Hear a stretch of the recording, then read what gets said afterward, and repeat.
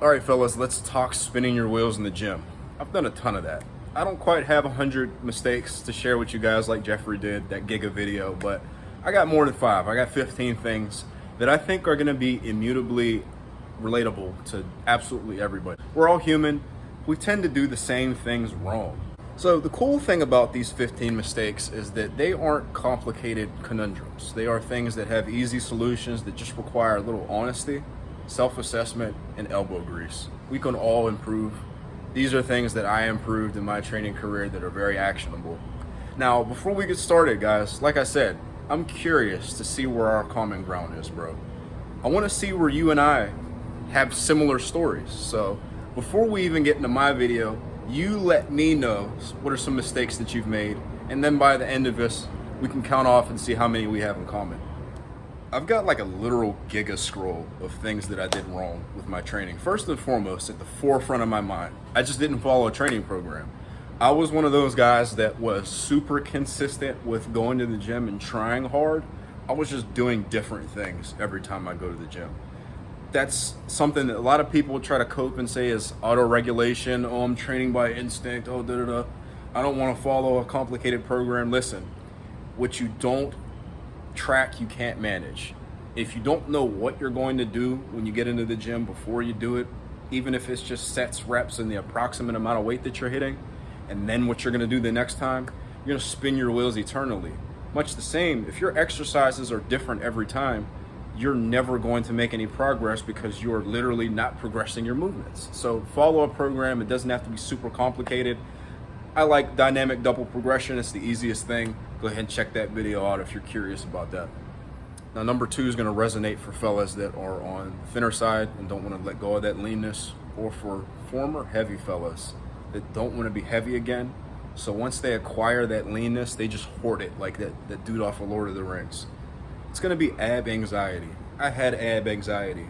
I was really overweight when I was a child. Once I moved away from that and stepped away from that and got a six-pack for the first time, noticed the difference in attention that it would give me, the difference in the way that I just looked from being leaner. I was so paranoid about bulking that I just didn't bulk. Now, a lot of us are not going to be able to make gains if we're not in a caloric surplus. I was still someone that could somewhat make gains in a caloric deficit, but I left so much on the table and would be so much farther along if I spent all my time, or at least a good chunk of it, in a small surplus. The solution to this is simple, fellas. You don't have to be one extreme or the other. You don't have to be either giga bulking or main gaining or cutting. You can be in the middle. Number 3, I just copied things that I saw jacked dudes at the gym doing. I can tell you guys a quick story. So I distinctly remember being in an LA Fitness, seeing this jacked Geodude sized fellow with dreads doing this weird cable crossover exercise with baby weights, just getting the most sickening pump in his traps and in his upper chest. And I remembered, I'm gonna do that. I did that and I felt absolutely no anything with the movement whatsoever. I wasted like 2 weeks in the gym trying to get it to work for me. Don't be that guy that just sees someone who's more than likely on horse hormones, may or may not be natural, doing something and just do it blindly. Know why you're doing something, know what the benefits are, and know if it'll work for you or not. Number 4, I skipped leg day. This is something that we all did. I ain't trying to hear it, guy. Unless your dad was like a centaur or a minotaur or some mythical creature with jacked legs, you did not intrinsically want to have jacked legs. That's something that you later found an appreciation for, like I'm talking about to you now. Nothing compares to squats, but we all see the bench press first. We all see big biceps first. Those are the things that we do. Don't skip leg day, guys. Listen, if you don't want to get huge legs, I completely understand that from an aesthetic standpoint, but from a holistic standpoint, from a I don't want to be broke down when I'm old standpoint, have some entry-level development for your leg, but just get a little bit of gains. And if you want to maintain that, go ahead and do that. But do some form of leg training. You don't have to be a giga power lifter, but you should be doing some of it. Fellas, stop buying supplements. I bought supplements when I started off. This is the 5th mistake. 1, they're overpriced. 2, they're gross.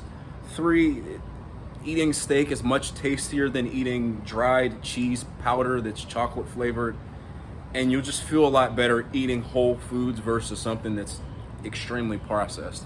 Number 6 is something that we're all guilty of. Do not go to the gym to fight your demons. For my generation, we listened to Linkin Park videos with Dragon Ball Z footage and got in our feels and smashed weights. For the Broccoli Boy generation, the Zoomers, y'all make TikToks with the same sound clips over and over again. The gym is somewhere where you go to have a positive relationship with your body. You build yourself up.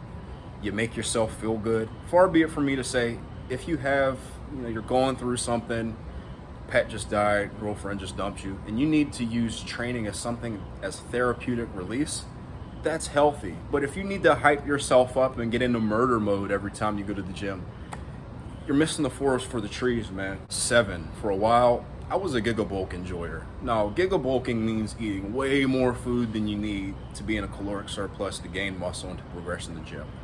I was someone that thought it was the chattiest thing ever to just be able to say that I eat 5,000 calories a day and I bench press 315 pounds, touch and go. Guys, like we said a little bit earlier, there's opposite ends of the extreme. Giga bulking for me, it was a lot of fun. I got to eat a lot of, disgusting food that was terrible for you, but it tasted great. But I didn't quite feel good. You start to smell when you eat all that nasty food. You feel slimy, and honestly, your workout sessions get sluggish. Number 8, number 9, both opposite ends of the extreme. For a while, I was only doing things that I hated because they were good for me. And then for a while, I was only doing things that I was really good at, and I was not addressing things that I was bad at. So here's the thing. I don't care how optimal something is on paper. If you don't enjoy doing it, you're not going to be adherent to it. You're not going to try hard, and you're eventually just going to exit out from your program. I was only doing things like that, and I hated training for it. Now, on the opposite end of things, if you're only doing things that you're good at, more than likely it's a machine that you can load a ton of plates on. It's something like an odd lift where you can lift a bunch of weight on because of the leverages. You're doing that because you can do a ton of weight, it makes you feel like a stud, but you're not developing your weaknesses. Maybe you're skipping legs because your squat is 135. Do you really hate squats, or do you hate squats because your squat isn't big? If you had a big squat, like if you could squat 500 right now, ATG for 10 reps, would you hate squats, or would that be your favorite lift? We tend to hate things that we're not good at or that are painful, and then love things that are easy. They come easy to us. Number 10, I was one of those Sammy sausage heads that trained far beyond my limits, and I ignored what my body was telling me. Listen, if your body is saying, hey, Sammy sausage head, your muscles and your bones and tendons and ligaments are being held together by bubble gum, a couple thumbtacks, and the white monster that you drank before you came to the gym, it may not behoove you to do this 3rd set of bench press or to max out on this squat because something might snap. So if your body is giving you warning signs, your elbow has been hurting consistently for 4 weeks, don't push yourself to the brink where now, instead of you choosing to take 2 weeks off, scaling back a little bit, doing what you can to work around it, and then coming back stronger, now you're forced. Life is giving you a forced deload of 6 months, a year. You're never able to train again the way you want to, maybe even. Listen to your body, avoid those injuries, and when they do happen, take them as lessons. Take them on the chin. Say, I did this, and this is what happened, so I'm not going to do this again. Number 11, I skipped isolation exercises. I know for a fact if natural hypertrophy, basement bodybuilding, heck, even myself, if we could jump into a time machine, we would jump into a time machine, get, 17-year-old bald Omni-Man, put him in a headlock and say, do bicep curls, you dork. Do some hamstring curls. I would make that fella do isolation exercises. Doing big barbell lifts only with no accessories is powerlifting hogwash. That, full stop. You look at the most developed powerlifters, even the most developed bodybuilders, they are doing a smorgasbord of different exercises that work different muscles from different angles. No, it doesn't have to be the most complicated thing in the world. It could be as simple as I'm doing squat, bench, deadlift. I'm also doing pull-ups. I'm doing barbell rows, barbell curls, hamstring curls, and then some lateral raises. That is a holistic training program, not squat, bench, deadlift, maybe barbell rows. That's powerlifting hogwash. 12, I think as men, and I'm talking to the fellas here, so fellas, listen up. Ladies, you can also listen to the men talk about how, pig-headed we are. We try to be studs at absolutely everything. At least I did, because I'm someone where I was just naturally good at most things that I had an interest in doing. And then just men in general are ultra competitive. So you want to be able to say at a cocktail party, oh yeah, I ran a such and such time, and I swam such and such time. Oh yeah, I flew to the moon. Like we want to be able to say these things and have these accolades. So if you have athletic goals, all jokes aside, that are counterintuitive to getting jacked, you have to put one or the other on the back burner. For me, I really enjoyed long distance running. When I prioritized that, I was not able to get as jacked as I could have had I prioritized that lifting. Likewise, if you have times in your life where you want to prioritize something other than lifting, please do that. It's chatty to have any physical endeavor that you're good at. Lifting is not the only way, but just recognize that you're going to have to emphasize different things at different times. Number 13, I skipped so many holiday meals trying to stay lean. Fellas, you better spend time with your family. You better get that scoop of macaroni and cheese, and you better get those ribs that I know you're looking at. I don't know what you guys have during your holiday feasts.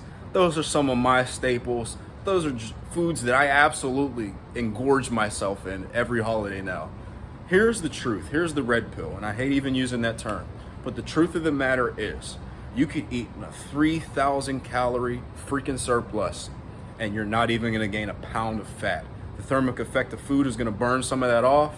Yeah, you'll gain a lot of water weight, glycogen, retaining things that aren't fat. But once you resume your normal eating habits, 3-4 days later, you might even be a little lighter than you were before you had that big feast, because now you're not retaining as much water, your cortisol levels are down, so on. If you're an Adonis, you're jacked, you're stacked, you're ripped, you have a full six-pack, veins everywhere, you're not going to turn into Jabba the Hutt from eating food with your family a few times a year. Number 14 is the easy clap. The way you do things matters, right? Your rep quality matters. Pause more of your bench presses. Squat as deeply as you can. No, you don't have to go fully ass to grass, but you should be going as deep as you can relative to your anthropometry, what you're comfortable with, and what's, doesn't hurt. You know what I'm saying? Likewise, using momentum on all of your rows and like every muscle in your body other than your back is going to give you a far different result from doing a nice, slow and controlled rep where you're doing full range of motion, you're getting a nice squeeze, you're recruiting the muscles. A fella that is lifting just as much weight as you, maybe even a little bit less, but his form is 10 times better. I'm not even messing with you guys. Is going to get 10 times better gains than you, because he's actually allowing the muscle to go through tension. He's doing actual damage to the muscle, and he's not just flinging weight around. Improve your rep quality. You'll make a lot more gains for it. So number 15, the final mistake that I made, that I have to speak on in good faith as a content creator with people who are bald Omni-Man enjoyers, whomever enjoyers. Don't be an eternal consumer. Don't watch people like myself, whomever else, achieve things and do things that you want to get for yourself. Don't live vicariously through others, because when you live vicariously through others, you give yourself an excuse to never undergo that journey yourself. You give yourself an excuse to never try, to convince yourself that the people that you watch must be special. I believe that each and every person has something unique that they can bring to the table. Unless you're just a Sammy sausage head, you're not good at anything, yeah, maybe you have nothing to bring to the table. But the majority of people have something, some spark that makes them special. There's no right or wrong time to share that with people.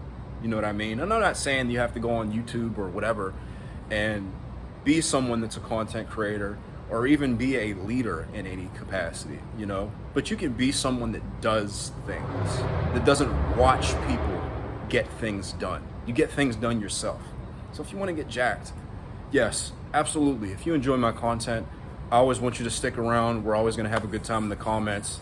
I love uplifting people and interacting with the people in my community, my colleagues, the bald Omni-Man enjoyers, I love interacting with everybody. I want you to continue doing that. But also know that the permission to be great was always something that you could go about doing whatever you wanted to do. Get jacked, get stacked, talk to that chick that's hot. All right, fellas. Bro talk aside, this was a fun video. Got the idea from Basement Bodybuilding. Please give him a sub. He is good with the bodybuilding. He's very knowledgeable. I really enjoy his content. Natural Hypertrophy made his video. Please check that out. And you got to check out Jeffrey's Giga video. It's 100 things, guys. I only gave you 15. He has 100. Check that out. It's going to give a lot of good food for thought. What you'll find is a lot of the things we talk about, we have in common. So again, I'm keen to hear, how many did we get in common? Did we get all 15? Did we get 5? Were there a few that you just did and I didn't speak on? Let's talk about it. Y'all have a good one.